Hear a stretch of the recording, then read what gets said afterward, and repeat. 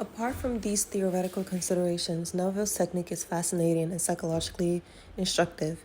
It will be more graphic to consider it in connection with a certain problem. Though I select a specific type of problem, let it be understood that Neville himself believes it to be applicable to any contingency that may arise, and that its limitations are really unknown.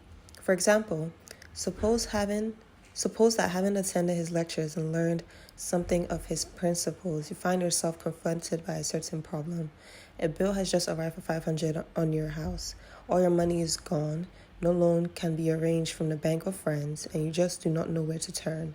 You are worried, beset by anxiety, and ready, if not, to commit suicide. Then, at least to pull out every hair of your head, an awkward situation to be in, especially if you are getting bored like the author, what to do. I can almost hear Neville suggest that you could sit down or lie on your couch in a comfortable position, close your eyes, begin to murmur over and over again, I am.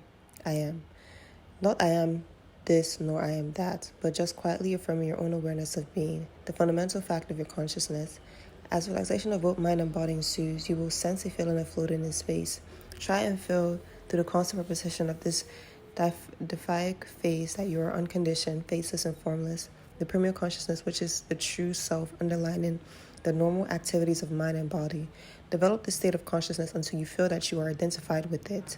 With the acquisition of this awareness, imagine that the $500, which you simply must have, is already in your possession. To be conscious of being poor while praying for riches is to be rewarded with that which you are conscious of being, namely poverty. Prayers to be successful must be claimed and appropriated. Assume the positive consciousness of the thing desired. With your desire defined, quietly go within and shut the door behind you.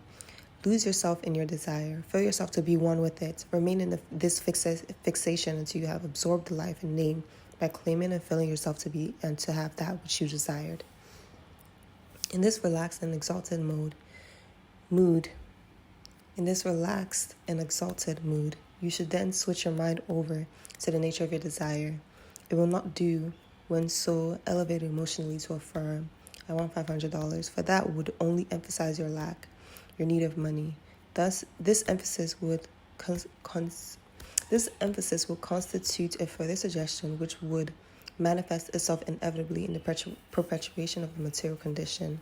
And it is just this that needs to be overcome. You must remember that Neville defines God as your unconditioned awareness of yourself. When defining yourself, you must first of all state I am before following it up with your name, sex, color, age, nationality, and so forth. Now, in this highly relaxed state of being in which you have affirmed yourself to be God, the unconditioned I am consciousness, it must follow that the next stage is to condition this abstract and limited awareness of being in a certain predetermined way. It is useless from a practical point of view to state that a certain sum of money is required, but it is good technique to affirm emphatically that I am abundance or that I am substance, the infinite supply from which all demands shall be met. A complete identification with the premier being with the desire is imperative. This conditions the initial formless consciousness so specifically that it immediately becomes modified according to the terms of suggestion or affirmation, and in accordance with Neville's formulations, this suggestion is the seed that will be vitalized by God to grow into an actuality for all to see. How would you feel if you had this money now? How would you feel if your problem were now ended, depressed, or elated? Then try to encourage the sense of ecstasy, of jubilation in having this money. Feel keenly that a check for $500 has been immediately written and your mind rid of this spectre which had been haunting you and assuming such terrifying proportions. Feel yourself in the presence of your dearest friend, asserting your problem to be solved, that you have the money to pay this bill. Imagine and feel piously that he too participates in your jubilation. He shakes your hand vigorously, embraces you, so happy has he become the anxiety and worry are shaken from your shoulders. All things gravitate to that consciousness with which they are in tune. All things disentangle themselves from that consciousness with which they are out of tune. Consciously define yourself as that which you desire. Claim yourself to be that which you want filled full. Neville asserts that if we would only encourage such states of consciousness, steadfastly eliminating worry and fear, and trepidation, encouraging this sense of joy and happiness. External conditions must of necessity change themselves. Consciousness, being Lord and Master, you are the master magician, conjuring that which you are now conscious of being. If therefore you have become conscious of having and being the money which will set you free from your problems, some event will occur to externalize this inner vision. How it would occur is not known to any of us, but a materialization of the spiritual state will ensue, not in some supernatural manner, like manna falling miraculously from heaven. There would be no violation or cessation of natural law, but in some way, through the people already known to us, possibly through some means already at hand, an offer would be made which would produce that $500. Many people have claimed to have applied this principle and found it to be practically almost in spite of themselves. The instrument of the problem every time is very interested in this connection. Let us assume that this $500, which we discussed above, had to be produced within the space of a few days. It is Wednesday by now.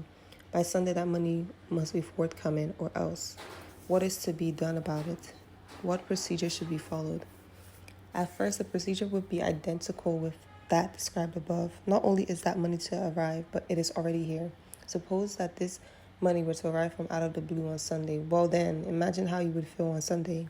Here you are, tense, fretful, and consumed with anxiety. Your mind has been crowded with the contemplation of the dire possibilities and complications of sheriffs, disposes, notices, and so forth. In the meanwhile, in due course, Sunday arrives and someone hands you $500. What would the state of your mind be? Use every ounce of imagination and feeling that you have. Fantasy freely on the pleasure, the relief from tension in actually holding your very hand, that $500. Imagine waving that check gleefully right under Neville's nose. $500 in your possession. Now all your problems can go to the devil. You are saved. You and I have said time and time again why today feels just like Sunday or Monday or Saturday. We have also said in the middle of summer why this feels and looks like the fall of the year. This is positive proof that you and I have definite feelings associated with these different days, months, seasons of the year. Because of this association, we can at any time consciously dwell in that day or season which we have selected. In other words, since we associate definite emotional tone values with certain days or seasons, we can easily conjure up imaginatively those days or seasons in our minds. Sundays has, for most of us a well-defined set of images and feelings which can readily be evoked for the purpose of our exercise. If today were Wednesday and you decided that it would be quite possible for your desire to embody a new realization of yourself by Sunday, then Sunday becomes the point in time that you would visit. To make this visit, you shut out Wednesday and let in Sunday. This is accomplished by simply feeling that it is Sunday. Begin to hear the church bells, begin to feel the quietness of the day and all that Sunday means to you. Actually feel that it is Sunday. When this is accomplished, feel the joy of having received that which on Wednesday was but a desire. Feel the complete thrill of having received it, and then return to Wednesday, the point in time you left behind. In doing this, you create a vacuum in consciousness by moving from Wednesday to Sunday.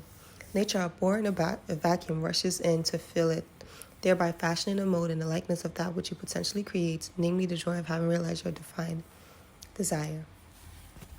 By dwelling now on Wednesday on the sense of ecstasy and freedom that you would have on Sunday when the saving shackles arrive, you project yourself forward in time. And since time, according to most metaphysical teaching, is but a creation of man's consciousness, a form of his thinking and feeling, time itself a function.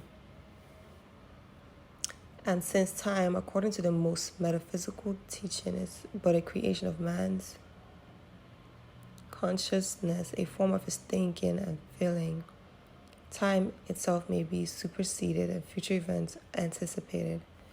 But now, as the Bible says, now is the appointed time. Not tomorrow, not Sunday, not even next year, right now. At this very moment, one may save oneself. Such states of consciousness demand not merely mental concentration and steadfastness of purpose and indomitable will and courage, but an ability to feel, a high capacity to evoke at a moment's notice an enormous potential of emotion. Whether the average person can do this is another matter. Certainly some people can do it. Neville, I am sure, can do it, but he's an artist, a dancer. He has been enabled by his training, by his life's discipline to assume a definite role. He can adopt a certain part, acting it out as though it were true. He is the ability and capacity to achieve identification with mental images with a personality other than his own. That is an intrinsic part of his emotional makeup. That is why such states of consciousness are open and available to him as naturally as they are to simply trained and similarly constituted people. But John Doe is not, I am afraid, capable of such unrestrained flights of feeling and imagination. His mind has become entirely too prosaic, his feelings too inhibited, his imagination entirely too restrained for such flights into the Ethereal. I do not say that in the last analysis that such feats are impossible to the average person, but I do insist that training is necessary. Training in the art of letting go, in the discipline of feeling, and in the analysis of psychological states.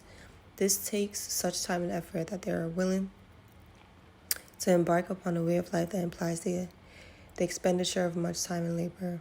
But if they do not wish to do so, then such states of consciousness and such spiritual achievements must remain mere dreams, fantasies, visions of another world completely beyond their reach. Though my sympathies are largely with Neville both as to many of his conceptions and technical procedures, yet I feel that several factors are absent from his method. He is absolutely correct in placing emphasis on feeling.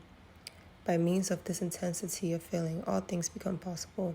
But the problem is to provoke such an intensity, a storm, a madness of emotion by means of which a communion with the unconscious self may be established. This certainly has not been adequately dealt with. Moreover, Neville advises relaxation. One must relax to the point of floating and losing awareness of one's body. But how shall we achieve such deep relaxation? This is not easy for most of us. What instruction does Neville give? You take your attention away from your problem and place it upon your being. You say, silently but feelingly, I am. Simply feel that you are, faceless and formless, and continue doing so until you feel yourself floating. Floating is a psychological state which completely denies the physical. Through practice and relaxation and willingly refusing to react to sensory impressions, it is found to develop a state of consciousness of pure receptivity. I feel inclined to wager large odds that most who hear him or any other teacher of metaphysics have not the least notion as to how to relax. There is nothing metaphysical in relaxation. I follow a few simple rules which operate in accordance with known psychological and physiological laws. A deep state of freedom from neuromuscular tension can be induced. I propose dealing with this thought on a later page and suggest an elaborate technique for adequate relaxation. Moreover, and far more important, what shall we do about developing this intensity of feeling? Merely to relax will not do it. One can relax, lose complete consciousness of the body, float beautifully away from awareness of sense and mind, and still be as cold-blooded as a fish. Neville's method is sound enough, but the difficulty is that few people are able to muster up this emotional exaltation or this intellectual concentration, which are the royal approaches to the city of the unconscious. As a result of this definite lack of training and technique, the mind wanders all over the place, and 1,001 totally unrelated to I am are ever before the attention. I believe that the ancients had superior methods. Confronted by the same problems and by the same lack of training, they evolved methods which have stood the test of time. To some people, they prescribed a long course of psychological training, having its logical objective the development of a tremendous power of mental concentration. This training we have come to know as yoga. To others not temperamentally capable of this or unwilling to engage upon such a discipline, artists to the extreme, they worked out other methods. Anything that will tend to exalt the mind and feeling is useful.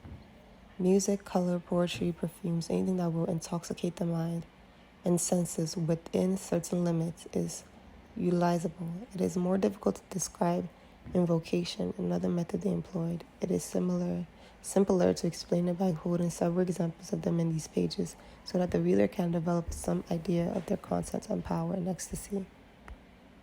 The writers of these invocations were well acquainted with what we can call the I am principle, for they employed it throughout, but not alone, as we shall see. This subject, therefore, I will reserve for another chapter when I attempt to describe it at some length.